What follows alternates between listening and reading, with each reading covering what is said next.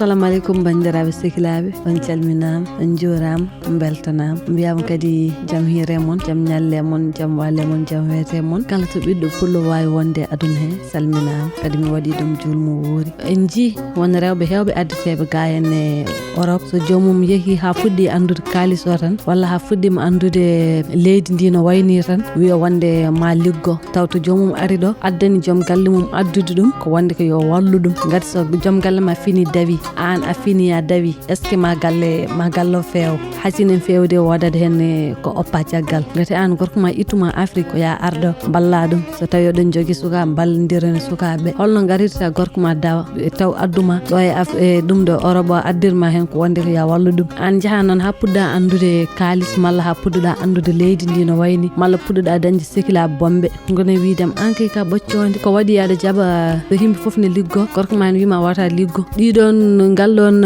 naafi gagal e setinagal noon rewma noon ha kaɓa e gorko ma walla mbadda e muɗum mbiya wonde an ka liggotoɗo. Kono an so jomum ittima Afrique a ari ɗo henne onon gondi ɗo, jomum addirma ɗo henne ko ya wallu ɗum. Gati gorko wawide ne jippo liggey ara ne defana hoore mum, ne fitta galle, ne lawƴa, ne waɗa foof. Ewa ittima Afrique noon addima ɗo ya waɗan ɗum ɗeɗon golle ɗe waɗanonno hoore mum de. An noon a ari mbiya wonde ma liggoɗa, ɗum noon saabi dewle kewɗe ne bona hen wonande ɗiɗon liggiyaji. Neɗɗo kala kaɗa waɗa yewjide joom galle ma, sirlide muɗum famdire joom galle ma.